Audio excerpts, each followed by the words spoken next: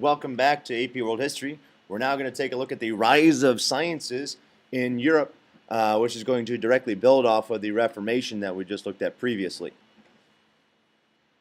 And so this is going to be taking place in the early modern period, which actually I should probably take a note and say a little bit of an apology because I'm calling things pre-modern, but we actually call it the early modern era, so that's my fault.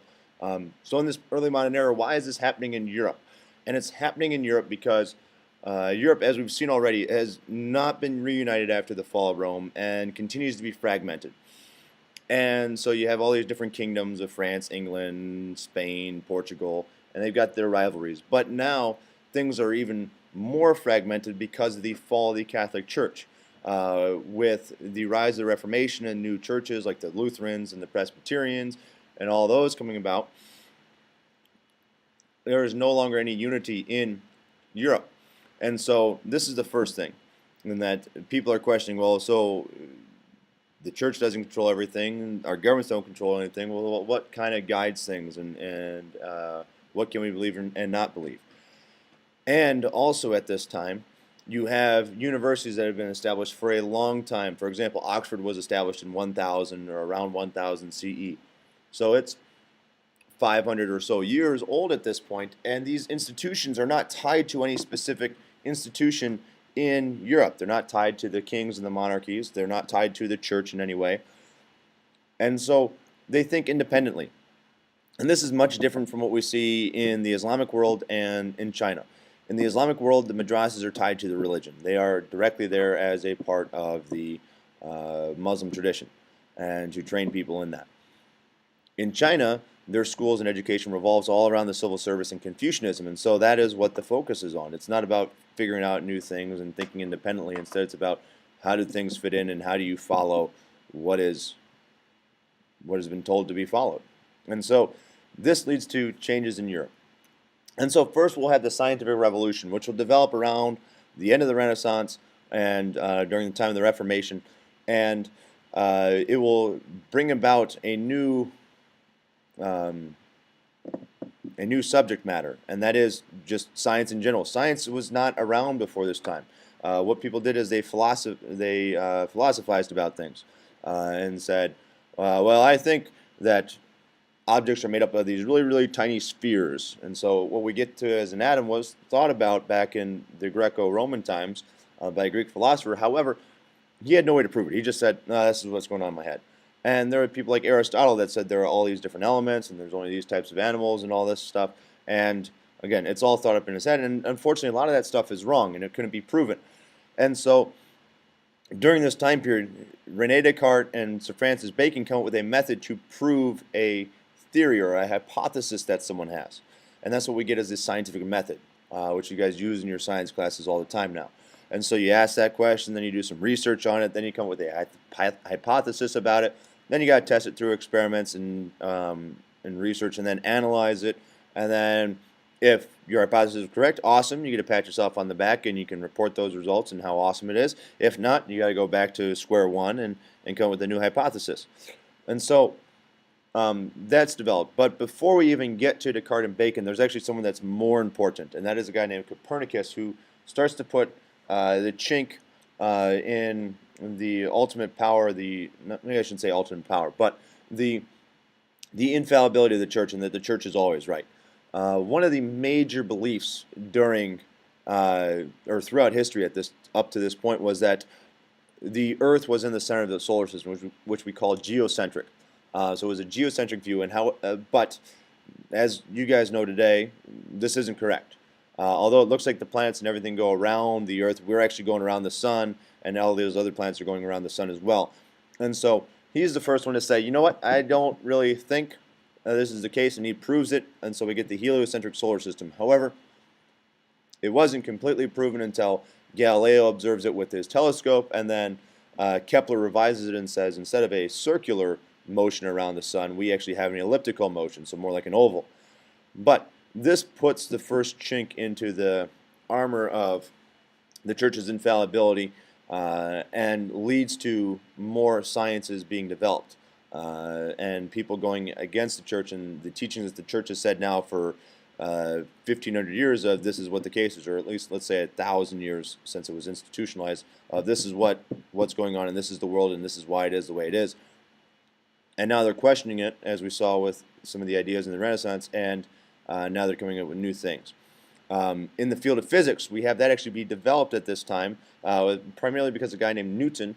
Sir Isaac Newton, around the age of 18, calculated what gravity was, the force that it had, and to do this he had to create the math known as calculus. So you can thank him for the math that you will love taking sometime here in the near future. Also at this time we have anatomy come about, and so the study of the human body, and we figure out, well, how the muscles work with Vesalius and different organs that we have and possible things that they do. And also we figure out what the circulatory system is, and that's what gets blood and all the fluid throughout your body to nourish yourself. And it is not some very complex 5 different fluids like bile and blood and everything else going through your body. It's not that which they originally thought it was. Instead, it's just one system doing all this. So the scientific revolution will start this, especially with that scientific method. It will lead to continual development of these sciences, which we still have going on today. And it will lead to actually more sciences, and we're going to see these come up in the Enlightenment. Now, these ones aren't necessarily all about science and talking about how the world works, but they actually focus more on kind of how people function. So we get kind of more into the social sciences here and more philosophy or philosophical ideas. And one of their biggest contentions from the Enlightenment thinkers is that reasoning is the only source of legitimacy. And so if you can't prove it through reason, therefore it doesn't work. And some of the things that they'll call for because of this is that we should have the freedom of religion, we should have the freedom of speech, and there should be more democratic governments than monarchical governments. And we're going to see this come up through the philosophers. Now, not all the philosophers believed in all these. Some, like Thomas Hobbes, who we'll take a look at here, believed in absolutism and argued for absolutism and that the monarchy was the best. He was a major supporter of Louis XIV and the French throne. But you have John Locke on the flip side of that calls for a republic or a democratic, more democratic forms of systems, saying that the people should have that power and that the government's there to protect the people's rights and not necessarily control the people. You have other people that come up with economic ideas, like Adam Smith with his idea of capitalism and what capitalism should look like, which, if you look at our economy today, is heavily based off of his ideas. You have Voltaire, who constantly criticizes and critiques the government, gets in trouble many times, but it's all in the hope of achieving more natural rights like freedom of speech, freedom of religion. You have a guy named Montesquieu, who comes up with the idea of 3 branches of government, which will become the basis for the American system of government. You have a lady named Mary Wollstonecraft, who will fight for gender equality, and her daughter will be Mary Shelley, who will be the author of Frankenstein. And then you have another guy named Immanuel Kant, who talks about morality. And so you have many more philosophers that come in and talk about many other subjects, but it's just a constant debate going on between people about, well, what do people really act like? How do we act? How should we act? What's the best way to do things? And so it's this constant discussion on this, which brings us to the values and the kind of system we have today, where you have democratic governments, and we push for those. You have lots of rights. You have the freedom of speech, freedom to assemble, freedom of religion. And we've shied away from those absolutist type of governments. We've also pushed more for gender equality, or gender equality, not inequality, and we've erased some of that inequality. Is it perfect yet? No, but the process is still going on, just like with the other rights and everything else that we've been working on. And so the impact of this is, one, we're going to see it right after this period. We're going to get some major revolutions happening, the first one being the American Revolution. Without this Enlightenment, or these Enlightenment ideas, the American Revolution probably doesn't happen. There's also this belief in progress that will continue.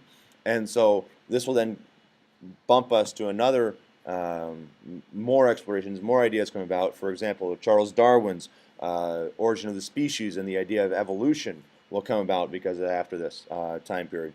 Karl Marx and Sigmund Freud will come up with their theories, Marx with communism and Freud with how psychology works and how we think about things. Also, from this, more of a secular outlook comes about. So people are less religious than they were before. They don't necessarily see the church as knowing everything, or they really don't see it as knowing everything, and knowing maybe uh, very little. And so they look at things more like being a deist and just believing that there is a God out there, don't know exactly what it is, or they don't believe in a God at all and go more to agnosticism or atheism. And this then leads to people focusing more on themselves, which we saw begin in the Renaissance and it's going to continue to here. And if you look at today again, what's the focus of most people? Well, it's about myself and how do I do things? How do I get me to become the best that I can be, and all those types of things. So, Enlightenment's kind of as is going to be kind of the stop end of our progress in culture for this point, but we're going to see these ideas keep going on, especially influencing our next unit with the revolutions that will take place in the 18th and 19th centuries.